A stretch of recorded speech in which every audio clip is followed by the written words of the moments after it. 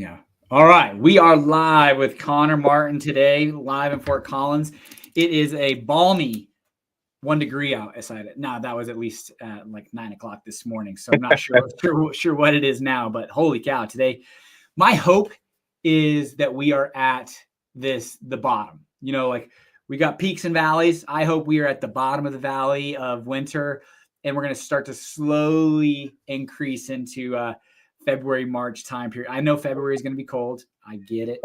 But man, you know, I get like anxious lately about these 10-day forecasts because they're relatively accurate, but they also have a lot of leeway and they can go either way. Fortunately, you know, 10 days ago, it showed like the high was going to be 0 degrees and the low was going to be like -15. And I'm like, oh man. And as we got closer, it was like the low is -10, the low is -9, the high is like 6, 7. So it like went in the right direction. But, you know, you look at places like California that are having, you know, the wildfires and, you know, Asheville that had the flooding and ice storms in Atlanta and Texas. And you're like, man, you know, are we due? Hopefully not. Like, but it could have easily gone the other way. And, you know, we just have this Arctic freeze that they're talking about. But anyways, we've got a lot to talk about today. Excited to have Connor on today. I was just telling him it's nice to have Connor on here for the dialogue because there's a lot of things that kind of cue your memory for other things that are happening that are important to discuss, where sometimes, you know, when it's just me, we're just rocking and rolling. But all righty. There's two things we will talk today about, some transportation capital improvements and some big projects that are coming down the road that was a city council work session, a 3-hour council work session this last Tuesday. And there were 4 things that really they went over. So we'll stick around to the end and we will go over those, but that's Mulberry and I25 overpass, the building performance standards, BPS, the transportational capital improvement projects, TCAP, TCAP, and then our strategic master trails plan that is actually super exciting. I'm thrilled to talk about that one. But starting off, Fort Collins received some grant money. There was 2 big projects they received money for design phases.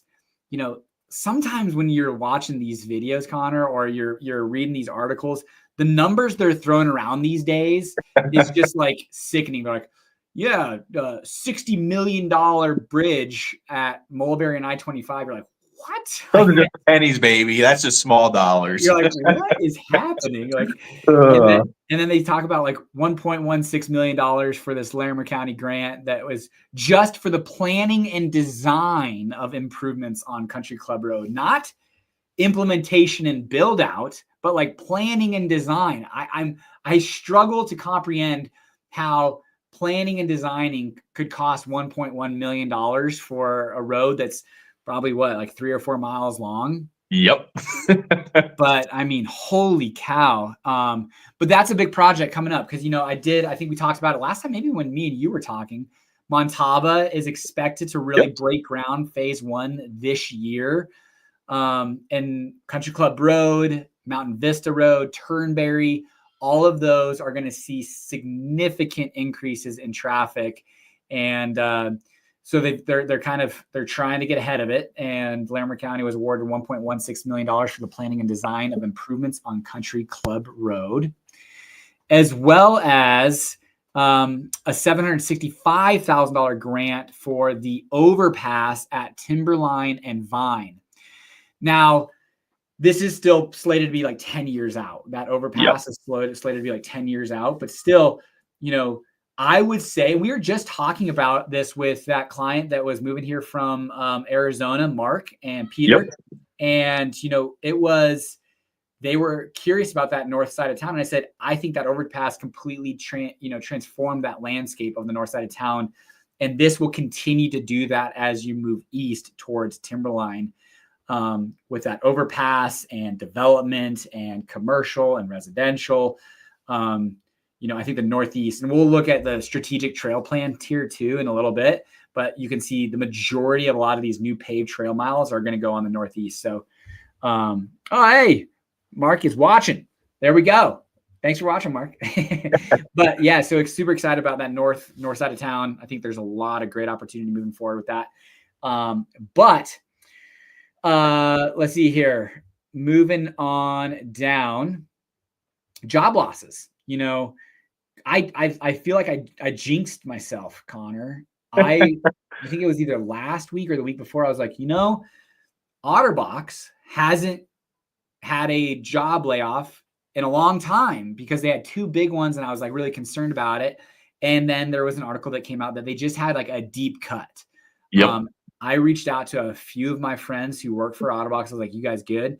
And they were, but it wasn't. It was a pretty deep cut. I think we've been trying to have JC Richardson on our podcast for a while. I actually went to high school with JC, the now CEO of OtterBox, and he's kind of kicked the can down the road. He's punted, and last time I asked him was I think December, maybe beginning of January, and he said now is not a good time. And then this article comes out. I'm like, yeah, I can understand. I can understand. I think they got a lot bigger things on their plate, but hopefully they can right the ship, get the financials, taken care of. I say that because there was a, REI cut 21 jobs in Colorado, and it's kind of on their experience programs, but more focused on the OtterBox layoffs for organizational restructuring is what it says. So we definitely want and need the health of OtterBox to continue as a community. Yeah. I was going to say it's not going to make or break us by any means, but it was an it was, and I wouldn't say still is, because obviously all these layoffs that they've had, but for a good 10 to 15 years, from when I was a senior in high school to 30 years old. So for 12 years, OtterBox was like our darling child of a company in Fort Collins. This tremendous success story of Kurt Richardson, an inventor bringing, and then huge growth. He was investing all over Fort Collins in real estate and all these kind of different things. And now they're just kind of struggling. So just more so, not for the health of Fort Collins per se, but the just a good story. Hopefully OtterBox kind of can bring it out. Do you have any buddies or any friends that were or have been worked for OtterBox that have been impacted? Yeah, we got a couple people that we know friend wise that are just in our group that do work for OtterBox. My wife's brother, his girlfriend and stuff worked for OtterBox down actually in the Longmont area for their packing and distribution area. They said that they haven't really seen any layoffs over in that area. So I'm guessing it must be more on the corporate end up in the Fort Collins offices would be my guess, because they're obviously still out there doing business. Their cases are all over the place. They're in Verizon stores. They're everywhere on that side. So I know they're probably just restructuring, like you said, maybe just to be prepped for if anything in the market changes, and just redefining some job applications and things like that. And so that people might have to take more work on their loads or XYZ on that side is somewhat is what some individuals I've talked to have discussed on that side. But like you said, it's just nice to have like staples in Fort Collins other than Colorado State University to be able to have as manufacturer jobs and bring other individuals out other than just students and educational professors on that end. And so for me, I think it's a really good deal. I mean, it kind of shows, like you said, the health of the city. When you start seeing companies come into the areas, that shows that there's some desirability to be here. Loveland for the longest time was a pretty desperate area, but on that east side of Loveland now, we're starting to see a lot more big manufacturing companies come up there. I mean, shoot, the big Amazon factory got moved up that way as well. So, the health of Fort Collins, the health of Northern Colorado doesn't look like it's going to be majorly impacted from what I can see. But it just sucks when you start seeing that. And you start hearing friends that might be thinking, well, shoot, maybe I need to start looking for that secondary job just in case my name is on the cutting block. And so, it's unfortunate to see, especially when it's a company that is right downtown Fort Collins and you get to drive by it all the time. You just always hope for the best on that end. Yep. I think you're spot on. One of my buddies, he left OtterBox 2 years ago, I think officially. And he's who I reached out to. I was like, man, did you see this? And he's like, yeah, a lot of buddies, were impacted. And I asked him about one of our mutual friends specifically, and he said, no, I don't think he was impacted, but he better start looking for another job, like just to watch out for number one. And so anyways, we'll watch OtterBox. We wish them the best. Actually, I'm excited. We've got a guest coming on to the podcast here in a few weeks that'll release in probably a month or two, but is the owner and founder of Madwire. And so cool. That's another big local company that is a big employer. So excited to have those. We need those staple employers and more of them in Northern Colorado, just as the community and area grows. I'm going to kind of skip that student housing project. Okay. Overall, there's a fair amount of student housing going on just in general. I talked about it last week with the project going on behind Dairy Queen. Here's another one that's happening. We talked about it, man. It's tough to be a landlord, I don't want anyone to ever, and myself, to boohoo me, because I'm very grateful for all the opportunities and, grateful for whatever it's given me in my life. But I would say, shoot, we'll talk about building performance standards here in a little bit, which won't impact me by any means, but it will impact other landlords in Fort Collins, which then, subsequently will have some sort of impacts on me as well. But then, you've got the rental registration that we've talked about. You've got the, what was the other one that there was rental registration. Anyways, there's just a lot of new laws. And so, there's probably going to be more of these bigger, honestly, like bigger multiplexes that take kind of the majority of the lion's share of student housing, just because, they've got the, economies of scale versus somebody owns like 1 or 2 or 3 rentals. And they're like, dude, I can't retrofit this building to be up to today's codes. And I'm not saying that Fort Collins is doing that, but it's not far off. Yeah, you need to be a Colorado State University where they kind of can dictate their own land and their own rules. Just like they said with this new improvement where Panino's used to be and stuff, they've owned that land. And even in the article that I read, I think you saw, the city council obviously needs to approve certain things, but at the end of the day, the Colorado State University can kind of do with what they want with that land as well. Panino's is a great spot for food on that side, but that area of college for CSU is definitely the older area. And I think definitely could use a little bit of an update to kind of keep up with what the rest of CSU has done. They, over the last, since I've been there, when I graduated in 2018 on that side, the whole college has completely changed from when I've been there. It's, back when I was there, it was still more of an agricultural engineering group that I kind of saw, equestrian was there and all that. But with nursing and more technology coming into that college, I can see that CSU is really looking to kind of expand, and they need that space and they need that new updated version of housing as well. And so to me, I think that's a really good spot to kind of look towards because it's already there. It's already in use. The biggest downside that I see is obviously affordability for college students. College was obviously very expensive when I went. I know it was expensive when you went. And so just it feels like it was cheap when I went comparatively. It was okay. At least it was cheap when you went, but I still remembered, when you pay $2,100 a month to live in a little pizza slice of an apartment area and stuff. And it was just like, I wasn't the most influential person in the group of schools where I went to and stuff. And so it was just like, man, this has gotten expensive, and I can't even imagine what student housing costs now these days with the amenities that they're putting in and how nice they are truly making them. It's starting to become more of a in my opinion, a top college with what they've kind of been doing to everything, implementing the technology into the college, implementing the newer buildings. And so I think the state of Colorado State University definitely is going to be increasing here in the next few years, just based off of what I'm kind of seeing. It's going to be more interesting for people to come here where you're not, hanging out in a building that's from the early 1900s and, you barely got AC, barely got heat. And so it's kind of really cool to see that CSU is really putting in the foundation to make the college a long-term deal versus just letting things kind of decay and deteriorate over time. Sure. We got a question. When do you normally see more inventory come onto the market in Fort Collins, March, or is it later? Yeah, we're pretty seasonal. We kind of scrape the bottom of the barrel in January. February starts to tick up a little bit. I always kind of think Super Bowl weekend is right when we really bottom out and start to see pretty decent increases. March, the inventory increases. Then right around tax day is actually our heaviest new listing weekend. So just that was kind of a sidebar. But yeah, we are right in our winter doldrums right now. But Johnson's Corner, man, I'm not a bit. My dad loved going to get cinnamon rolls at Johnson's Corner. I'm not a big Johnson's Corner fan. How about you?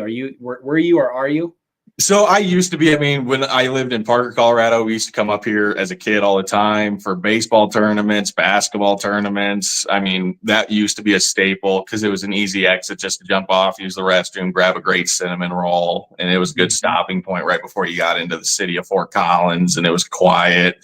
Now with all the I-25 stuff that's gone on and having Buc-ee's over there, that area of town right before you hit the Berthoud area, Loveland spot, it's just kind of dead at this point. And so, I knew at some point, Johnson's Corner was definitely going to disappear, especially when the new management came in. The cinnamon rolls weren't as good as they used to be, and certain aspects of that when it gets more corporate on that side. So hearing that Black Bear, I think, is the restaurant that's going to be coming into that spot. It's a good spot to a certain regard, but I'll be curious if it can compete with Buc-ee, because Johnson Corner used to be a staple, like go and check it out, because it was kind of a historical spot to go stop at. And everybody for generations used to stop there when they traveled up north. Now it's going to be the Buc-ee's up here that's going to be that. And so to me, I'll be curious to see how that area does. It's kind of like the mall in Fort Collins to a certain regard. Like, I would love to see the mall really develop and get more restaurants and things like that. But we're seeing like Lucky Finn's, and the mall in Fort Collins just closed down. That was one of my favorite restaurants to go and visit on that side. Smoking Fins, not Lucky Finn's. Lucky Finn's is out in Greeley. My apologies. And so, it's sad to see that go. But I agree with you. Yeah, we need to get the mall and continue. Yeah, just being able to see, those staples stay around and making them worthwhile to go and visit. I think the Fort Collins Mall is a sweet area. I think they put a lot of great stuff into it. But the McWhinney's owning it and stuff too as well. I think it's going to definitely improve over here in the next few years, and the development will change up in that area. But I think Johnson Corner needs to kind of follow suit with that and add more than just one restaurant.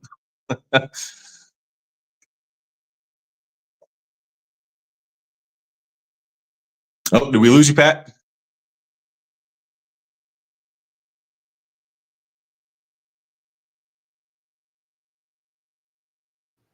Okay, we might have lost Patrick here for a second. No, I'm back. I don't know what's going on, dude. I feel like it's only happening with you.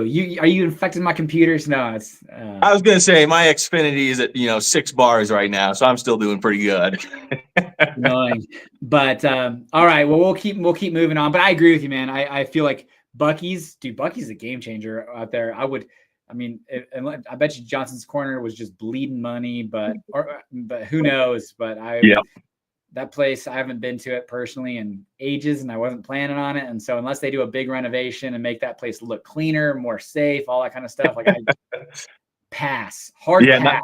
Not have the ghetto motel right next to it. No thanks. I've just never. My dad loved the Johnson's Corner cinnamon rolls, but I'm like, dude, no, there's better. There's better places out there. Oh My out in LaPorte's a good spot to go if you want a good cinnamon roll. Yes. All right, DIA. All right, I don't. You probably already. Maybe you didn't. What did you see? How much people they service each year? I did not on that side, so you're gonna have to fill me in more on that. Man, I think we were actually number 3 not too long ago, but we are the 6th busiest airport in the world. The top 6 are this: Atlanta, Dubai, Tokyo, London, Dallas, and then Denver. Like above LaGuardia and New York and Chicago O'Hare. Yep. Those are some on there, but it makes sense. We've dealt with a lot of people that have considered relocating to Fort Collins, Northern Colorado in general, and that's because, but a big conversation has been, well, DIA gets us close to the Northwest, the Florida, Northeast, California. I mean, it's like only a 2 to 3 hour flight, essentially 3 to 4 hours for the East Coast. But you're not talking a 6 to 7 hour flight if you're going across the country, if you have to go across the country from New York to California type deal. So it makes sense. But Denver is the sixth busiest airport in the world in 2024. So. Yeah, I was going to say with one-stop flights from there, I mean, it's pretty hard to beat it. And I got a lot of family members that live in Nebraska, Montana, areas like that. They'll drive down here just to go fly out of DIA, just so they can stop from doing one extra flight out of their smaller towns or smaller municipalities on that end. So I can see the benefits of having DIA here, especially northern Colorado. I mean, pretty much everywhere you live except for Colorado Springs in some areas, you're about an hour to an hour and a half away from it. So it's a pretty central location, which is really nice for a lot of people who live here. And then for individuals who are flying out here to see families and even just hitting international flights, it's a great airport to be able to go into. And it's pretty easy to get around. And the security lines aren't too bad typically. I don't typically go during the busy times of the years, but it's a nice, easy process to get through DIA comparative to some of the other ones I've been in. Yeah, they've done a lot of technology updates and upgrades, and it always feels like they're under construction there. It's a beautiful airport. I remember, it being not built per se, but I remember going there one of the first times, and E470. We got a comment that says DIA is crazy. We need that commuter train from Fort Collins to DIA. Yeah, they're definitely, we got the Mustang, we've got Groom and things of that nature, E470, but yeah, there's not like a quick route to get there. And I don't know if we're going to see that anytime soon besides, maybe the Front Range passenger rail in 2029, which is from here to Denver, which then I guess you could go from here to Union Station and Union Station over. But, at that point, you're talking quite a bit of hours. So, or additional travel time, I should say. All right, City Council work session. So there was 4 things that they talked about at City Council. There was the Mulberry I25 overpass, which when I saw that on the docket, I was super excited because I was like, golly, that's way overdue with, another big company in Fort Collins, Woodward Governor. I thought when they moved in or agreed to place their world headquarters here, that was like, it had to get done. And it's maybe going to get done, but it seems like it's well on its way. Building performance standards, transportational capital improvement project, and master transit plan. I'm going to share my screen, Connor, just because I've got some things that, we can kind of go through and people can see while we're discussing. But right here, this black outline is basically what the environment, like there's obviously this is how they get to $1.15 million for a grant for a design and review. You're talking just years, and there's floodplains. There's the Box Elder Creek that goes through here. There's another floodplain over here. But essentially this black outline is where they're allowed to play, like their boundaries that they can play within. And the Mulberry I25 overpass, it's old, it's dangerous. Comparatively, it's a gateway to Fort Collins. If people want to go to downtown Fort Collins, this is the area they take, and then they have to drive by, our Motel 8 and our Waffle House. And I'm like, dude, if you're coming into Fort Collins, take Prospect, it's gorgeous. Take Harmony Road, it's a much better, and then drive north from there. But it looks like, based off of the conversations that they're having, here's, from the City Council work session, besides just the, the images, here's the notes that I took from them. It was basically, it's a $60 million project. I believe that's everything right here that you see in like blue and red. Yep. That's the total 60 million. Here's our new overpass. A lot of it also is going to have new pedestrian, biking, what they call multimodal transportation.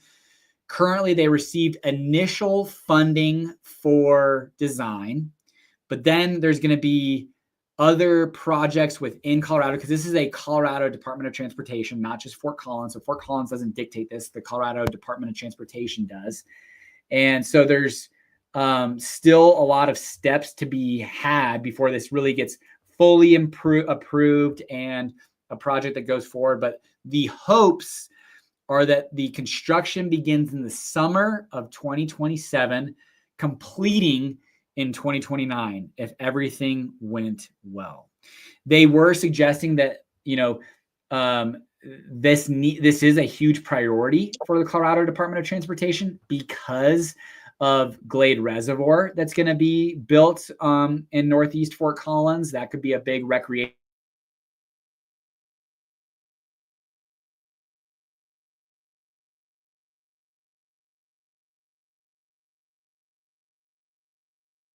They're trying to kind of get ahead of the curve of, we need to get this done before, we've got traffic delays and smog and, all that kind of stuff that could happen. So as long as 4 years sounds, it'll be here before we know it. And, they'll keep going. But I'm excited about that. That's going to be a new gateway into Fort Collins. It's going to look beautiful so long as it gets approved.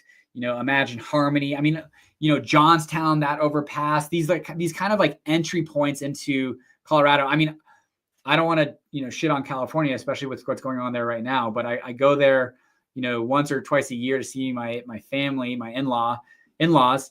And we're going down, it's outside of LA County, but these overpasses, and there's no gateways, and and I was listening to, I think his name's Bill Mayer, and he was talking about if I pay 13% state income tax, I should expect, premium services and premium blah, blah, blah. And, that's kind of where we're at, is we pay 4% income tax, but shoot, we've got some pretty awesome, from my perspective, amenities and services that get paid for by that. Yep. Let's see here. Moving on to the building performance standards. Have you heard of what building performance standards are, Connor? I have on that side. I have heard quite a bit about it. Just the idea of wanting to get our buildings up to an efficiency level of being able to kind of cut back on the CO2 emissions, cut back on electrical use, water use, everything on that end, so that running a building for years on end gets a little bit cheaper for the owners. There's that obviously upfront cost that comes along with it, but there's also grants and other things that come along as well. And I think it's a good thing to work through on a timely basis. It's obviously an expense that everybody has to look into and see if it's a reasonable thing. I believe in the document that you sent over to me just from the city council sessions, they're obviously wanting to curb some emissions and CO2s by 2030 or 35, and then by 2050 have everything kind of resolved on that time, which I think is a relatively good time frame to kind of look at it. And when they go through and show the budgets of it, kind of the costs that are associated with putting in LED lights, new heating systems through buildings, the overall gain that an individual will get from it looks like it's a promising idea, but this isn't a quick turnaround deal like they want with EV vehicles wanting to be all ran by 2050 and stuff. And so as long as the city of Fort Collins knows that this stuff takes time, and that everybody obviously wants to cut costs, wants to cut emissions, and wants Fort Collins to stay as beautiful as it possibly can and not be covered by the smog of Denver like it has been. Taking these steps, I think, are pretty important on that side. And then just obviously how do you control it, regulate it, I think is a big major factor that I couldn't really get much information from on the packet that I looked through and reviewed. But I think it's overall, a pretty good idea to try and at least start to implement some of these things and get the new business owners of properties involved in looking at some of these ideas and how it can truly save them over time if they're going to be running a company or operation out of Northern Colorado for X amount of time. Yeah. I've got some unique insights on this because when I was running Old Town Square Properties, they had just started benchmarking. They called it benchmarking. They wanted to get all of the utility data from the commercial buildings that we were operating. And they do have size requirements. And I think, the smallest size that they're looking at now is 5,000 square feet and above. But I think originally I was 25,000 and 10,000, and they kind of had tiered approach. This has been going on for 5 to 10 years as far as this benchmarking. And it felt at the time, and like I told you before we jumped online, maybe there was a little bit of ignorance on my part. I was like, oh, they're just getting data. Well, of course, they're not just getting data. It's like, what are they wanting to do with that data? They want to see where we're at and see how we can reduce it. And I'm kind of torn. Now, I think city council is doing a phenomenal job, because I think we've got some people that, like, in council, from my perspective, that are absolutely concerned about the environment, the community, inclusions, like all these kind of different things, but also with an underlying understanding of economy, business, and reality. Yep. And, I'm listening to them talk, and they're like, listen, I don't think we can just shove this down people's throat unless we do, like, what they were thinking about is like a pilot program. They're like, let's do 3 or 4 buildings with the city of Fort Collins, see how cumbersome it is, how difficult, how much actual dollars. Because right here, I'll show you, they're projecting $4 to $5 per square foot. Yep. Let's see right here, $4 to $5 per square foot for these upgrade costs. So you talk a 10,000 square foot building, $40,000 to retrofit, upgrade, do whatever you need to do. And that's on the low side, because they were also talking about, like, the city of Fort Collins buildings could be at $8 per square foot, because of when they're doing it, they're going to want to do everything that's involved, like smart systems. And it's like, well, maybe other building owners would want to do that too. So you should at least tell them that, hey, this is on like the bare minimum side, $4 to $5 per square foot, but on the high side, it could be $8 a square foot. And actually, my dad has a warehouse right now. Combined, it's 12,500 square feet. One side's 7,500, the other side's 5,000 square feet. And I'm actually going to be meeting with him on Wednesday to discuss about strategy and ideas, as whether should we sell it or keep it rented. He's at it for 35, 40 years or whatever it is. And I'm going to talk to him about this. I'm going to say, hey, this is coming down the pike. If you own this building, you are potentially going to be on the hook for, a $40,000 to $60,000. $40,000 to $60,000 retrofit of whether that be windows or, insulation or HVAC, whatever all that might be. But, he'll be on the hook for that when it comes in. And this is not just going to be a recommendation. This is going to be if this gets passed and through, it still has to go through first reading, second reading, all that kind of stuff for it to be passed. But if it becomes law, there will then be what happens with laws if you break them. Punishments. And the punishment for them is saying we need the punishment to have to be at least the highest estimate of cost for the replacement. So, like in my dad's case, let's just call it $50,000. The punishment could be $55,000. So it has to be more burdensome than if you were to just do that project. But I was really comfortable with how the city council members were talking about it. They were saying, let's calm down. We definitely want to do this, because, here's one thing too to consider. This graph's really interesting. There's a lot of upfront costs. They're talking about, for all of the buildings in Fort Collins, would be like $200 million. I wonder if it's, right here we go. Yep. $226 million if at the current estimated cost for building owners to get in line with the recommendation of greenhouse gas reductions and building performances. But this is each year is cumulative. I can't remember exactly how they calculated this, but essentially between utility costs, utility prices, there is a payback for this. It's not going to be 3 years. It's probably closer to 8 years for the payback for these owners. So over time, you will save money. And I think you can agree with this one, Connor. Utility costs aren't going down. That's for sure. Nope. So, in my house, I sit in the basement dungeon next to the old furnace and water heater, which, is a way. But thinking about a tankless water heater, a heat pump, potentially when the furnace goes out, and how can we potentially add solar, not necessarily on the roof, because that's one interesting thing I'll have to talk to you about another time. But regardless, our Fort Collins Loveland water bill is going to go up by 30% this year. And I think we spent $1,400, so it's going to go up by another like $450 this year. So it's like, how many of those years does it make sense for me to do a little bit more xeriscaping or less turf in my lawn? And, that is a big desire for Fort Collins, is like less turf, less water usage. And to kind of stimulate that incentive, let's not increase utilities, because I'm sure there's need for it, but like, it's probably not a bad ancillary impact.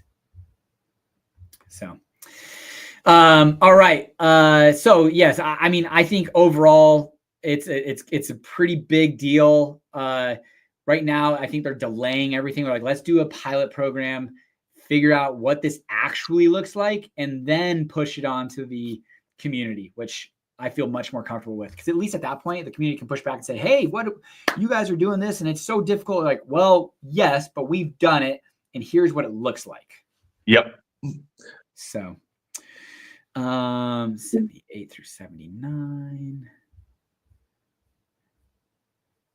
Okay, this next one is transportation capital improvement projects. So in Fort Collins, I think we do a really great job of, our street maintenance programs, resurfacing. There's no potholes, and Fort Collins, we just there's transportation taxes that we are already paying for a lot of this kind of stuff. There's community capital improvement project taxes. There's the 2050 tax, so now our city sales tax isn't 3.8%. It's closer to 4.35%. But, I think it's, we got to maintain, don't get too expensive on taxes and all that good stuff. But there is this phenomenal amenity that comes here. And here are a lot of the projects that are happening, down the road. And, we're talking $10 million to $20 million a year. But how often are you using any of the GIS maps that Fort Collins has, Connor? I use them almost on at least a biweekly basis at this point. I go on and just search up stuff. I mean, I use OnX as well when I'm out doing anything out in the county areas as well, when I'm looking for land or anything like that. So the GSI maps have been a fantastic resource for anybody that's looking on, hey, what's going on in Fort Collins? Who's the owner of these properties? And so it kind of keeps you up to date with what's happening and kind of what the future is going to look like for Fort Collins, with kind of what land is even available and what's left. Absolutely. And then I'll show you this. This is a, they're working on it. It's not fully baked yet, but they're working on it. And this is kind of the transportation capital improvement project dashboard. And this shows all of Fort Collins. And, if you look here on the left, on the right, it shows some of the scores, and it should on the top, I think.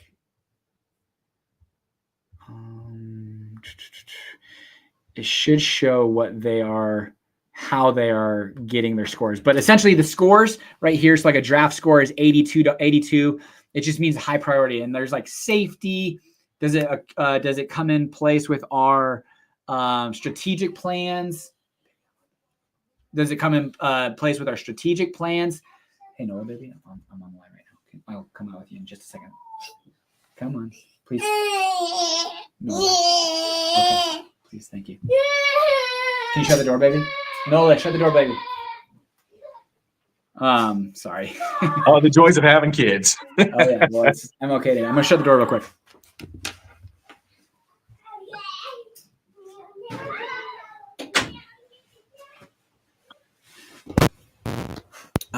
Sorry about that.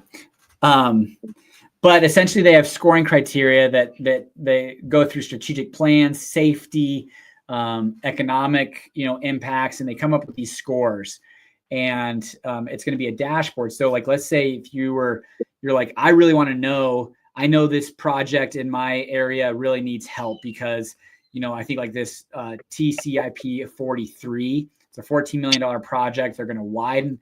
This is like Mosaic up here, Dry Creek right here. It's a really growing area. And then as you continue to go north, Montava is going to be up here. So, they're just expecting, this is all Montava right here.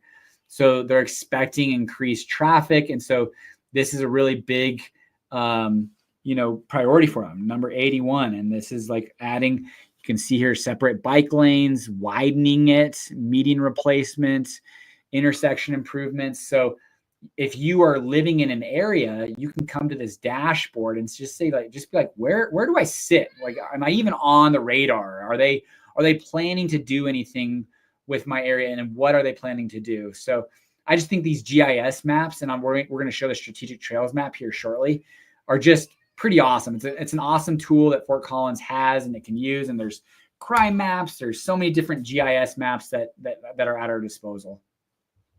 Yeah, I was going to say with the road development stuff, when I look through it, I mean, one of the big things that Fort Collins obviously boasts is bikeability, walkability. I mean, I think that's a major factor for a lot of people who are moving to northern Colorado. If you're from out of state or even from a small town, like Loveland's getting better, but Fort Collins is like the quintessential of bike pass and being able to get around without a vehicle on that side. And so when you go through and look at some of these things they have for planned for 2026, 2027, a lot of it is creating these separated bike paths away from traffic, which obviously keeps traffic moving a lot smoother on that side.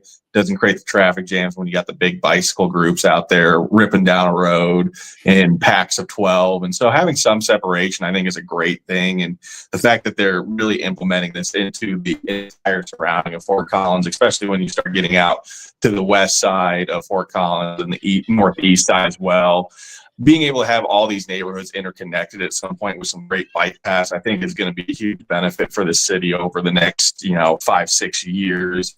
And I believe it's going to be it'll just play a major impact on, the individual lifestyle that everybody's kind of looking for when they move out here. So being able to go from Vine and being able to come in from, Northfield, Waterfield, some of those areas, I think is just going to be a huge game changer for that area. And, for me, biking is a major thing that I enjoy doing. So being able to go from Loveland to Fort Collins, out to Windsor, out to Greeley, in northern Colorado, just kind of building those systems, it's just great to see that come up and being able to actually have that as an availability that most other cities aren't truly concerned about at this point. Yeah, sorry about that. MLK no, you were good. No worries. I understand. No, and we'll get to the strategic trails here in a bit, because there is this huge push for bikeability and things of that nature, and safety. One of the things that Fort Collins has is what's called a Vision Zero plan, and I believe it's by 2030 have 0 serious fatalities and deaths on its roadways. And a lot of these major arteries are where the majority of the accidents occur. They say 8% of the roads have 63% of all fatal and serious injury crashes in Fort Collins. So, making those arteries and roadways safer, is definitely a big priority. So all these different strategic plans and visions that Fort Collins has, is just makes me excited for the future. It definitely does. All right. Our last thing that we're talking about with City Council work session is our strategic trails plan. Now, I've talked about this in videos. This gives us a little bit more hard data. This strategic master plan has not been updated in 13 years. So they have been going through and getting feedback and wanting to hear what the city has. But let's see here. Let me get here first. It's page 90 or slide 135. I'll skip that right quick. All right. This again is one of the exciting kind of deals in Fort Collins. This is another GIS interactive map. This is where people could come in and make comments. And if you look at the legend, the proposed paved trails is the dash line.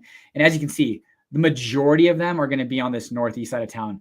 But I'm super excited about this south side Carpenter Trail that is going to make this huge loop. But, our strategic trail plan hasn't been updated in 13 years. They've been doing a lot of interaction and feedback, and they wanted to get the community involved. And here is, I want to show the next thing. All right, not that one. Here we go. This one's fun. All right, remove that. Stop share, present, share screen. All right, here we go. This I think is awesome. So our existing system has 46 miles of trails, including the Mason Trail, and 42 existing over or underpasses. By 2050, it is expected to have 117 miles of trails with 77 over and underpasses. And we've got 71 new miles of trails, proposed, 35 new over and underpasses. I mean, this trail system is important for transit. Absolutely. Like, they want to make sure that there is the ability to use this for transportation networks. But a big portion of this too is recreation. Like, they realize that people who move to Fort Collins, they want the trails. We're a platinum rated bike community.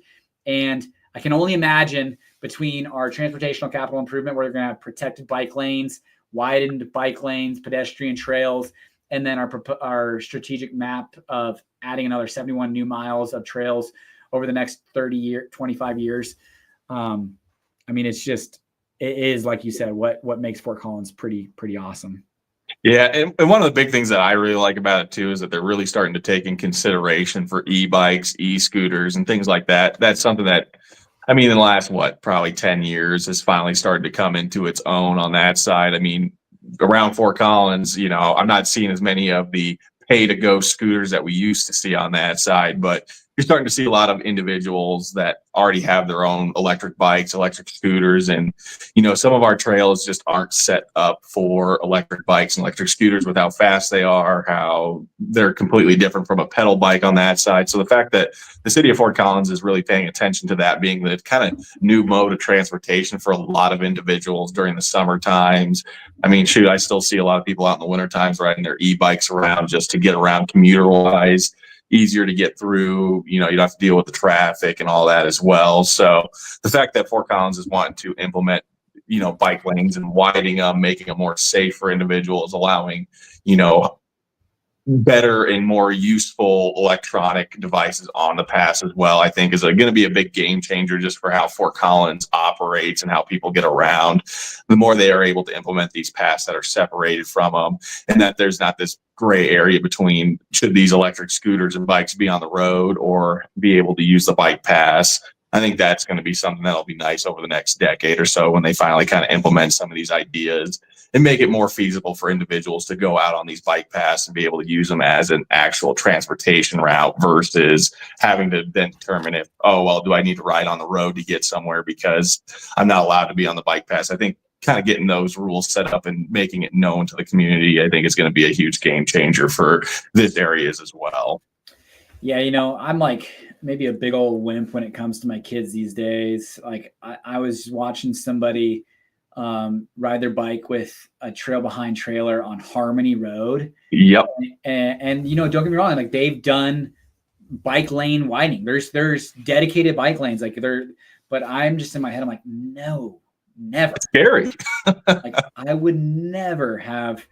I mean, if you have to, you have to. So I guess that's kind of like, short-sighted of me that people might be in a position that they have to ride their bike, which is, it is that. But like if you have a kid and you're on that, golly, Harmony is just busy as can be. And I'm like, no, dude, there's people that are driving with their cell phones. Like, even though there's cell phone laws now, like I'm sure people aren't listening to that, but as far as transportation goes, this is kind of a cool map.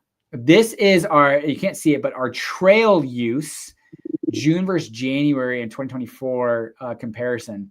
I just thought it was really cool to see like how many people are using the trail on a monthly basis at these different places, like Spring Creek Trail at Rollamore. It's our heaviest used area. That makes total sense. It is where college students are downtown, people coming from west to east. There's also connections over that in that area to like the Mason Trail. So, but it's also kind of cool to see that in January of 2024, there was still 128,000 people that are using our trail system during that month. I just was like, man, that's pretty damn impressive. And then 215,000 users in June of 2024. So there are a lot of people out there, and it's clearly very important to the community and something that I find myself using a ton, but just absolutely love it. All right. What's going on this weekend, Connor? Talk to me. What do you got going on? What fun things should people be looking out for? I went to Marlon Wayne's last week. Okay. At the Lincoln Center on Thursday. There are other cool things that are going on there and around there. I've heard time and time again that the Comedy Fort in Fort Collins is completely underrated. I've been there 2 or 3 times. So Janae and I are going to start making that kind of more of a regular thing. And they're always offering half off nights. And it's a cool little place. But talk to me with what you got going on. I was going to say, yeah, let me pull up my notes here really quick because I had a couple things I wanted to share. And so let me see if I can find it because I got a couple different notes here. So the Northern Colorado Home Show is something I'm actually going to try and go to this weekend. I have some open houses this weekend, but hopefully going to grab that. So that's up at, I believe it was the Ranch, if I'm correct. Let me make sure that was right. Yep. So the Loveland Ranch event complex. So that's always kind of a fun thing to go see what's new, what's happening on homes, what the developers are doing, builders are doing at this point, and kind of knowing what technology's coming in. I mean, we're coming into that smart home era of stuff. My home is as dumb as it can get. Still have a thermostat I can't hook up to my phone on that side, but it's kind of fun and exciting to see kind of what's coming around the block for these new homes, these new developments, and what we are able to do just in terms of, you know, keeping a house warmer, keeping a house more efficient. And I just think that's kind of a cool option to be able to just go check out as well. There's the draft horse show going on up in Fort Collins as well from January 17th to the 19th. So we're pretty much done with that. So that was one thing that is always kind of fun. Oh, it's the draft horse show, but it's January 17th to the 19th. So that's already over on that side. We do have a monster truck tour coming out this way, January 24th, 25th at the ranch as well. So if you're a monster truck fan, you know, I've always been a big Grave Digger fan on that side. So if you want to go out and check that out, that's always kind of a fun thing. And I know, Pat, I won't steal your thunder, but the mac and cheese bake-off is going to be happening here too as well. I think you might have that in your notes as well, but that's kind of a fun thing to go out and be able to see what people can do with mac and cheese and craft brewery.